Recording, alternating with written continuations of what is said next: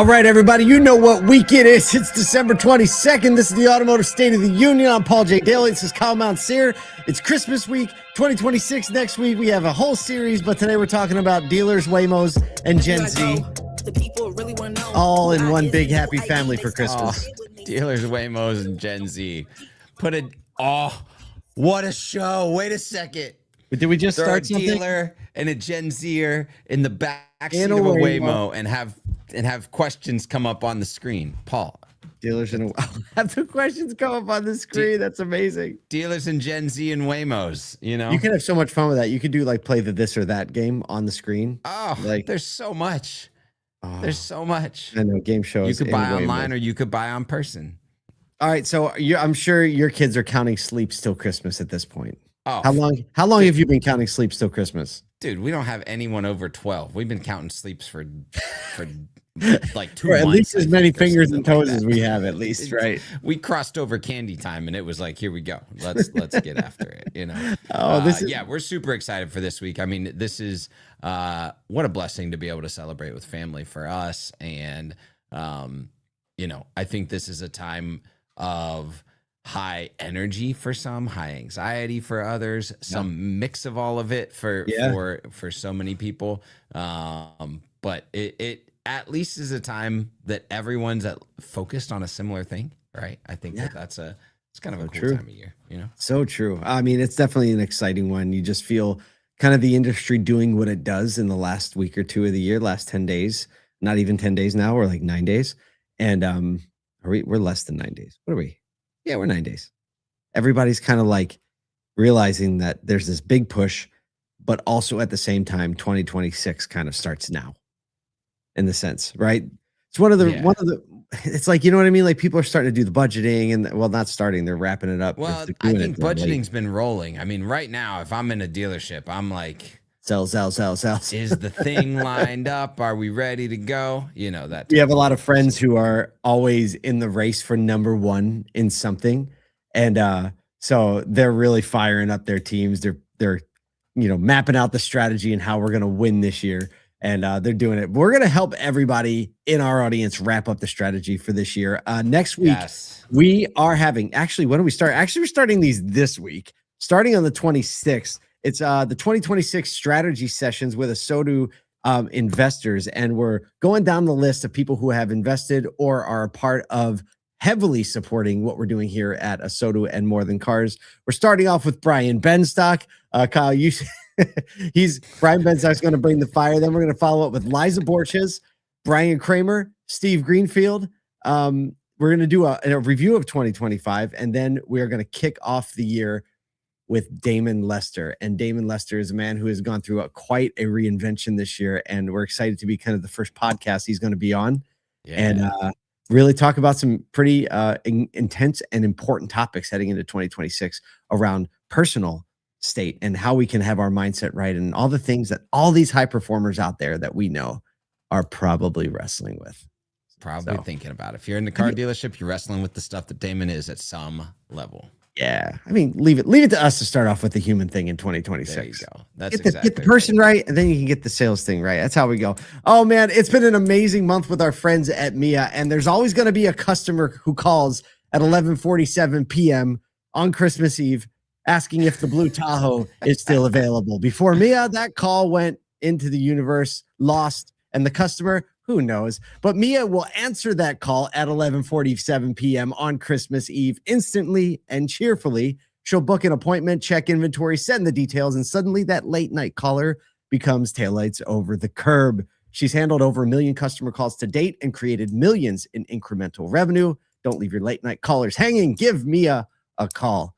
Mia, you've been awesome. Of year for that. Absolutely. We're just talking about like the end of the year, closing stores for holidays. People are going to have questions because what are you doing when you're sitting by the fire on Christmas Eve and you need a car? That's literally exactly the time that most people are thinking about it. Yeah, that's the exact time to do it. Mia's been an awesome partner this month. It's been so much fun. What a partner. So much fun. I know. And they sent us the swag. I have to get you yours. I mean, I can't wait for that shirt. This shirt is so cool. If you missed that shirt, it's so cool. This shirt is so cool. It's so cool. Oh, maybe today I'll put the More Than Cars patch on the other side. a longtime listener, good friend of the pod, Joel Bassam, texted me this weekend. He was like, patches are cool, but look at these pins. And he sent me this dope pin they did for their end of the year thing. And we're big fans of pins. So, Yeah, maybe there's like a patch pin combo that we bring got a pin here. Oh, look, this year. Honestly, look what I have right here. I have myself. What do you have? A Mia pin. I got a whole bunch. Look, I got the CMA pin that you and I got when we went to their 100-year celebration. Oh, yes. Yeah. I got that. That's a good one. I mean, my desk is really just. I've got all my pins what else do we have? Up on a cork. Anyone need a Cars Commerce hand sanitizer? I have it. Check it. Speaking of Cars Commerce. Oh, that's good. How did we not? Hold on. You didn't even know that was coming. I didn't. Didn't know it was coming. Hey, smelling it now. I want to ask you, because you got to hang out with Alex Vetter on Friday. We released an episode. Yeah. It was kind of a one-off episode of a conversation that you got to have with him following the announcement of his coming departure at Cars Commerce, but also looking, you kind of had an opportunity to look back and look forward on what he sees happening in the industry. I'd love to kind of get your purview on some of the vibes on that conversation. You know, it was a fun walk back. You know, the thought that Cars, I was talking about what life was like in 1998 when Cars.com was founded. And it was very, very starkly different than it is now. And we talked about the evolution of consumer trust and how back then people didn't trust things on the internet at all. Remember, it was like, oh my gosh, I'm not putting my credit card number in on anything. Like, they're going to come steal my house, my children, my dogs, and all that stuff if I put my credit card in on the internet. And we talked about how really one of the things that Cars.com and Cars Commerce has done over the years is pioneered building trust. And then we talked about how that's going to continue into the future, and the tech landscape being such a quickly evolving one that if the technology in automotive isn't ahead of everything else, or at least riding the front edge of the wave, that we're going to lose ground. And he talked about pairing that with dealer trust. And so it was a lot of, I guess, more of the same of, if you look back on AV's career, what he's actually done at Cars.com and through Cars Commerce, and probably an indicator of where his mindset is and, you know, what his next steps are going to be. But he expressed full confidence in the team that's taking over, and in Toby. Can't wait to meet him. Tobias, they call him Toby. And the CTO, he talked about their new CTO and how excited he is to have him get his perspective on what they're doing, and talked about the importance of outside perspective, being able to see what we're doing and why. Because we know a lot of people, when they come in from outside automotive, they're like, oh, eyebrows up and immediately, right? Can you tell me why you made that decision? Right. And we're like, well, let me explain. There's a reason. I want to talk about the trust thing. And I've seen Alex kind of like ride on that for a very long time. Actually, you know, Dealer Reader was an extremely early acquisition of Cars, and now Cars Commerce. And, you know, they've always leaned on like how to build trust, but also transfer trust. And I think that if we can take one thing away from that as dealers, as industry partners, in building is building trust into the technology at every step of the way, whether it be a consumer able to trust the dealer, an employee able to trust their boss, someone able to trust what the CRM is telling them about the customer, right? The more we can increase trust, especially in a world where our trust in systems is so fragile, right? Like, is what I'm seeing true? Is what I'm reading true? Is this real? The more we can validate the end user's expectations of whatever system or platform or technology, the more that person is going to lean in and utilize it. Oh man, that's so true. We also had a little bit of fun. I showed him a picture, one of my favorite pictures. Nathan surfaced it. And it is the moment when we had our very first year in Extravaganza, and we were in Nashville, and he was helping Damon Lester, and I can't remember who else was in the photo, carry a couch up onto the stage. He was part of the set change crew. And that's just as quintessential as it gets for Alex, always ready to like just get his hands dirty and help out where it needs to be. So awesome interview. You can check it out. It's up on YouTube right now. It's linked in the show notes.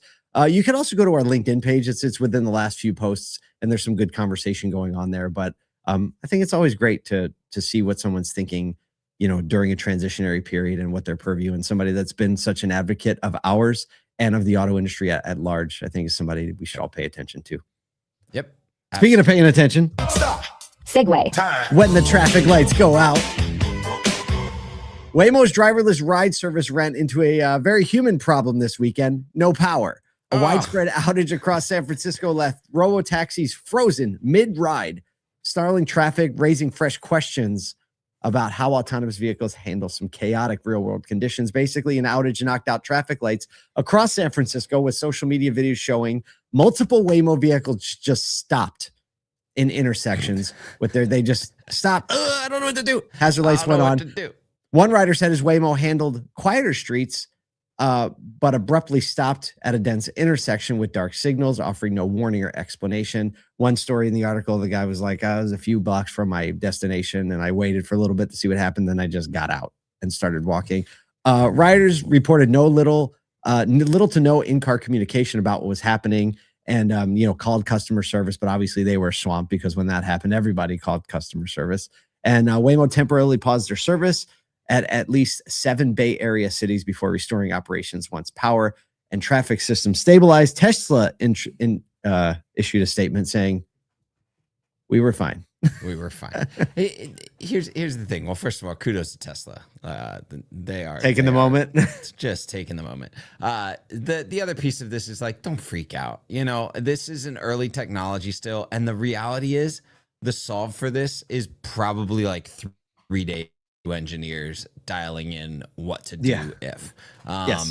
So it's not that crazy. It is kind of, it's a funny little anecdote, but I think what for me this says is the level of testing, the level of understanding of edge scenarios that create a lot of disruption, edge cases, is going to have to be more widespread. And I think that the beauty of going into other cities with different dynamics, with different elements at play, whether that be weather or technology or the types of drivers, is it's going to increase the learning for not just Waymo, but Tesla and other autonomous vehicle options. And the fun piece for me is over the weekend, I was driving to church on Sunday morning, and the expansion of Waymo sent us all a picture to Nashville. We got a picture. There's still a driver in it, so they were clearly mapping the area, but the license plate was California, so they were bringing them here. My guess is to do a whole bunch of mapping. There haven't been any announcements as to whether it's coming to Nashville, but looks like we might be getting Waymo in Maybe Nashville, we're gonna get Kyle. Maybe we're gonna get Kyle a super early morning Waymo ride to the airport if you don't feel like driving. Oh no, that's done, because I hate when you don't like being up. Yeah, I know what you're about to say. I drive to the airport because I can't depend on the Uber rider being there, even though like the few times I have, they're always there. And 2, I don't want an Uber driver coming up into my house, seeing me leave my house at that early in the morning. No, but I'd be okay with Waymo doing it. Absolutely. That's an interesting point. Well, I can't wait for that ride along. There you go. I don't have a segue into this. No segue into this Christmas week. Except for the show starter, which is the ride along with the dealer, maybe. But new research is showing Gen Z shoppers are bringing life back to malls and stores this holiday season, showing up for the varies and the experience, just like in 1993. Lightspeed Commerce found nearly 80% of consumers ages 20 to 24 say the holiday experience is important to them, driving a return to physical stores. 67% of Gen Z shoppers said festive elements like music, decor, scents, and displays make them stay longer. Nearly double the rate of shoppers over 65. They're over it. They're over it. 65, and they're like, just give me the Amazon. I don't want to leave home anymore. For younger consumers, things like in-store shopping becomes social, with photo taking, video content, and sharing moments with friends, citing it as major draws.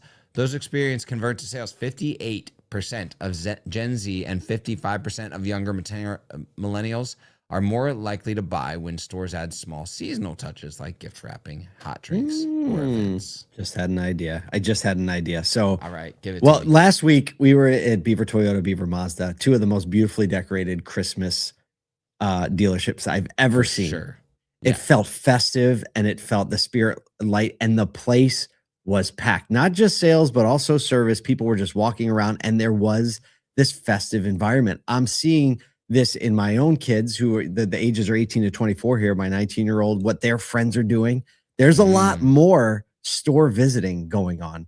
And I can totally see how the environment. It does. Even my wife and I it feels more like Christmas these days in the mall. And like we went through this big gap where it stopped feeling that way and started feeling terrible, but it's back. And I think it's back with a vengeance. I think that there are very simple things when I talk about, hey, there's these seasonal touches that make people stay long. We always talk about the dealership experience and why, Patrick Abad last week was like, why do we have to keep it under an hour? Kyle, why are we keeping the experience under an hour? Because it's not fun. So make it fun and people will stay. Welcome to all the other places in the world that people will stay when it's fun. Yeah, exactly. All the other retail places. I love this thought that I just had in my mind of a hot chocolate cart that someone's pushing around. All you need is an urn, like a carafe, and some nice cups, a little bowl of marshmallows that you can scoop in. How many scoops of marshmallows would you like, right? A little whipped cream while people are sitting at the desk. Stick. Desking a deal, they're looking at inventory. That would rage. Just too easy. That would rage. Put that together this week, right? Spend $500, get a cart together, and get your cheeriest employee to walk around dressed like an elf. Let's go. If that's Nate. Not a takeaway for this morning, I don't know what is. I don't know. I love that. I'm gonna go volunteer to do it at the dealership down the road just to see how it works. Look, you got a great week. We have Christmas. We have a little work to do in the next couple of days, then a holiday, and then sell. We'll see you soon.